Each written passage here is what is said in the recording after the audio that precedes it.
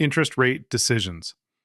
Central banks adjust these rates to manage inflation and economic growth within their borders. When a country raises its interest rates, the currency typically strengthens as higher yields attract foreign investment seeking a better return. Conversely, cutting rates often weakens the currency. These announcements are highly anticipated because they directly dictate the cost of borrowing money across an entire nation, causing immediate and often aggressive ripples across all major currency pairs. Non-farm payrolls. Released by the U.S. Department of Labor on the first Friday of every month, this report tracks the number of new jobs created in the American economy, excluding farm workers, government employees, and nonprofit staff. A strong jobs report suggests a healthy, expanding economy, which usually gives the U.S. dollar a significant boost. Traders watch this particular release closely because job growth directly fuels consumer spending, making it one of the most reliable early indicators of future economic momentum. Consumer Price Index. This metric measures the average change over time in the prices paid by everyday consumers for a standard basket of goods and services. It serves as the primary gauge of inflation within a country. If the numbers come in higher than expected, it suggests inflation is running hot, which pressures the central bank to step in and raise interest rates to cool the economy down.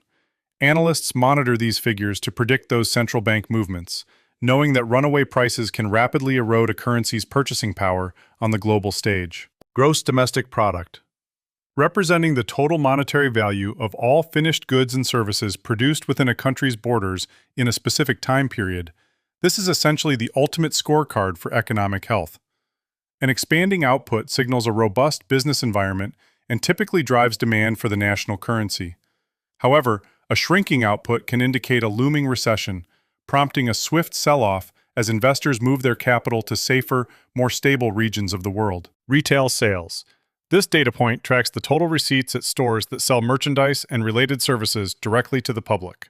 Since consumer spending accounts for a massive portion of overall economic activity in most developed nations, this release offers a real-time snapshot of financial confidence.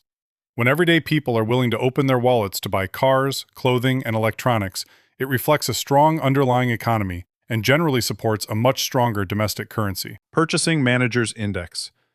Compiled from monthly surveys sent to executives in both the manufacturing and services sectors, this indicator reveals whether business conditions are expanding, staying the same, or contracting.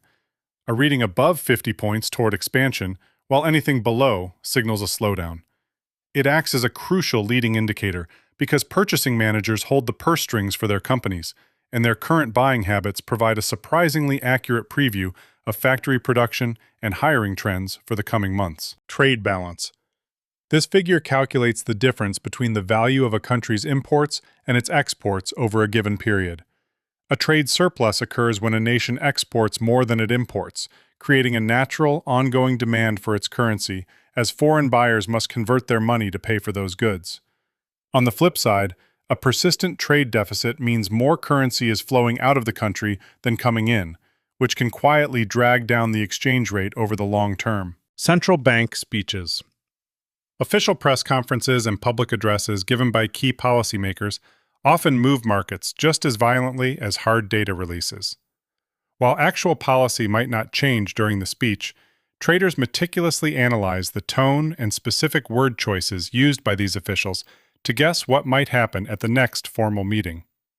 A hawkish tone hinting at future rate hikes will usually push a currency higher, whereas a dovish tone expressing concern about economic weakness tends to send it lower.